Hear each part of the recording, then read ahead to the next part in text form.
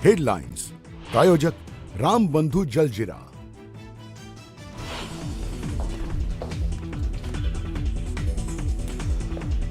पुण्यात बालगंधर्व चौकात भाजपाच्या महिला मोर्चाचं आंदोलन। महिला आरक्षण विधेयकास विरोध केल्याने महिलांची काँग्रेस विरोधात जोरदार घोषणाबाजी।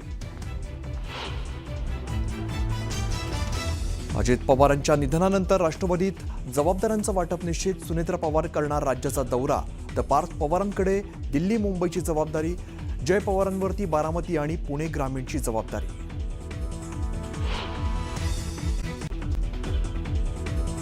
मेस्को ड्रग्ज प्रकरणी फिल्म इंडस्ट्रीसोबत कनेक्शन उघड। अटक झालेली जिया जेकब साईड ॲक्टर असल्याची माहिती। जियाच्या बँक खात्यावरती लाखोंचं ट्रान्झॅक्शन।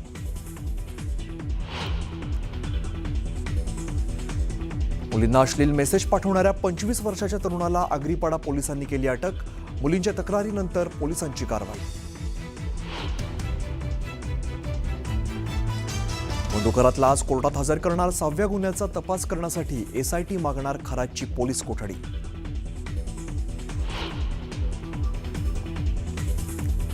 अमरावती जिल्ह्यातील परतवाडा शोषण प्रकरणातला 5वा आरोपी अहफाज खानला 27 तारखेपर्यंत पोलीस कोठडी। अहफाजकडून हार्ड डिस्क आयफोन जप्त। नाशिकमधील भोंदू महेश गिरी उर्फ महेश काकडेला मध्यरात्री अटक। नाशिकच्या ग्रामीण पोलिसांकडून लासलगाव परिसरात मोठी कारवाई। गुन्हा दाखल झाल्यानंतर झाला होता महेश गिरी फरार।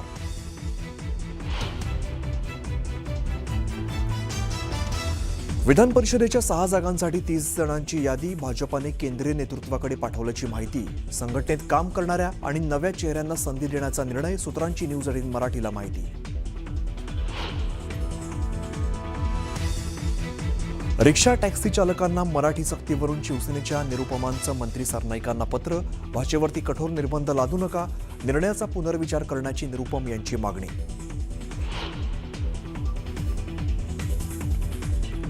डोनाल्ड ट्रम्प यांच्याकडून भारताचा नरक समान देश असा उल्लेख। ट्रम्प यांचं विधान अपमानास्पद असूनही पंतप्रधान मोदी गप्प का, काँग्रेसचा सवाल। बंगालमध्ये विधानसभेच्या पहिल्या टप्प्यातील 152 जागांसाठी विक्रमी 93% मतदान। स्वातंत्र्यानंतर पहिल्यांदाच इतक्या विक्रमी मतदानाची नोंद।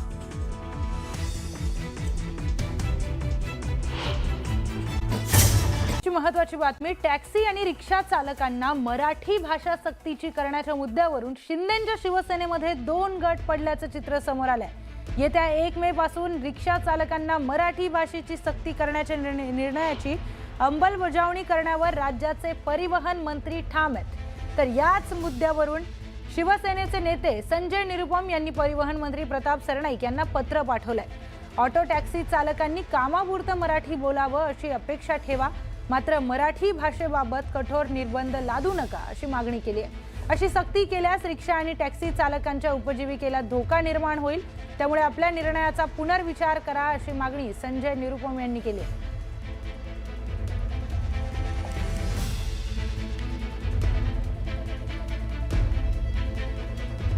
तर थेट जाऊयात आपला प्रतिनिधी प्रणाली कापसे यांच्याकडे। प्रणाली, तुमच्यासोबत नेते संजय निरुपम आहेत, त्यांच्याशीच आपण बातचीत करणार आहोत। तर परिवहन मंत्री प्रताप सरनाईक यांना त्यांनी एक पत्र दिलंय, त्या संदर्भात त्यांचं काय म्हणणं आहे? खरं तर ह्या संपूर्ण जो वाद गेले काही दिवस सुरू झालेला आहे, त्या वादामध्ये आता माजी खासदार आणि शिवसेनेचे नेते संजय निरुपम यांनी सुद्धा उडी घेतली। त्यांच्याकडून जाणून घेऊया की हे पत्र लिहिण्यामागचं त्यांच्या भावना काय होत्या। सर्वप्रथम मी सांगू इच्छितो की महाराष्ट्रात मराठी भाषाचा सन्मान झालाच पाहिजे, याच्यावर कुठल्या प्रकारचा वाद नाही आहे। मी व्यक्तिगतरित्याने खाजगीरित्याने आणि माझी पक्षाची पण अशी भूमिका आहे, महाराष्ट्रामध्ये राहणारे लोकांना मराठी बोलायला पाहिजे, समजायला पाहिजे, याच्यामध्ये काहीही मतभेद नाही।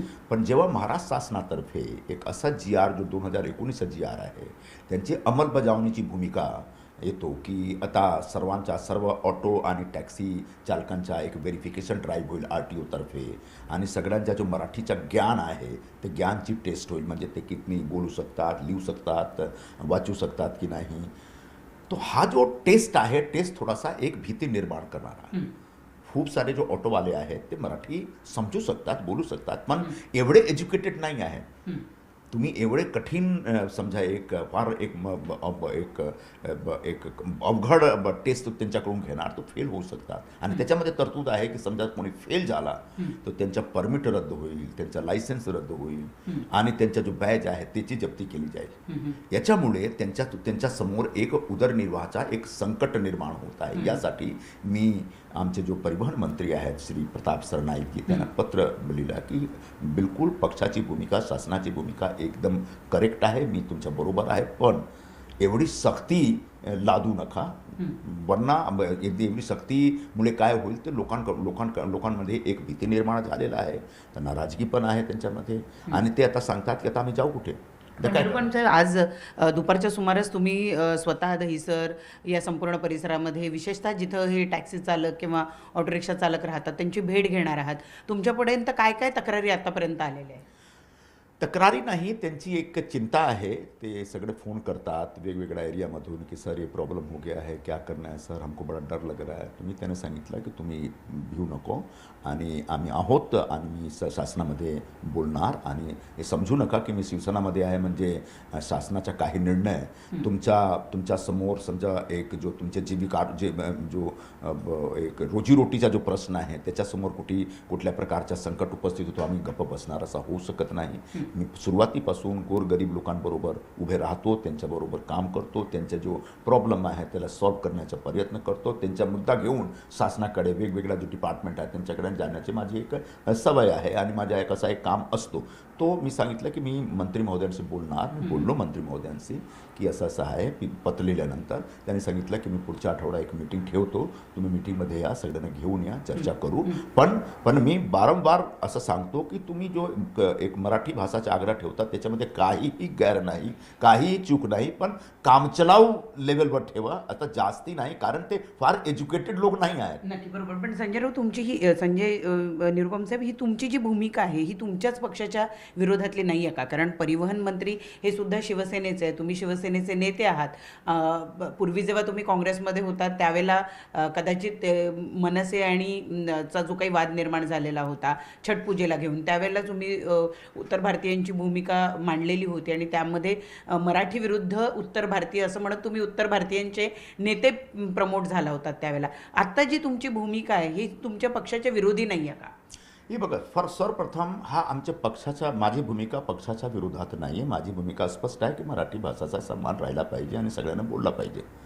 आणि हा महाराष्ट्र शासनाचा एक निर्णय आहे, त्या निर्णयामध्ये काहीतरी सुधार झाला पाहिजे जेणेकरून लोकांना एक सहूलियत आणि काहीतरी सोयीसुविधा भेटेल. एक दुसरा, उत्तर भारतीय आणि मराठी वाद जो आहे तो चुकीचा वाद आहे. शेवटी आम्ही सगळे हिंदू आहोत आणि हिंदू म्हणून सगळ्यांना जगण्याचा अधिकार आहे.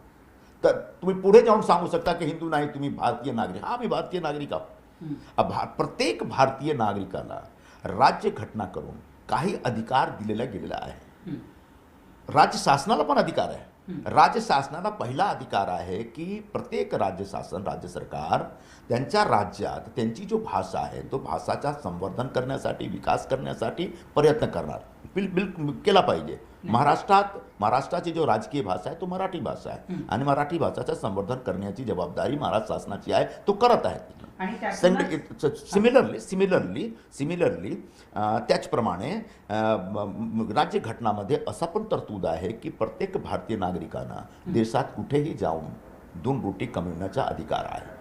तिसरा प्रोव्हिजन आहे, एक इक्वलिटीचा राईट आहे, म्हणजे प्रत्येक भारतीय नागरिकाला एक समानताचा अधिकार आहे. म्हणजे त्यांच्या भाषाच्या नावाने, मजहबच्या नावाने, धर्माच्या नावाने, कुठल्याही नावाने कुठल्या प्रकारचा भेदभाव करू शकत त्यांना समान अधिकार आहे. यामुळे मी महाराष्ट्र शासनाला सांगतो की तुम्ही हा जो राज्य शासनाचा निर्णय आहे तुम्ही लागू करा, काय हरकत नाही, पण असं करा की लोकांना त्रास जास्ती होऊ नये. नक्की. तर आपण पाहतो की संजय निरुपम यांनी या ठिकाणी आपली भूमिका स्पष्ट केलेली आहे की माझं जे मत आहे ते काही माझ्या पक्षाच्या किंवा शासनाच्या विरोधात नाही, काहीतरी एक मध्यस्थ मधला मार्ग काढला जावा, अशीच भूमिका ही त्यांची आहे. आणि याच भूमिकेतून आज ते अनेक मुंबईतल्या उपनगरातल्या रिक्षा चालक आणि ऑटो चालकांशी संवाद साधणार आहेत.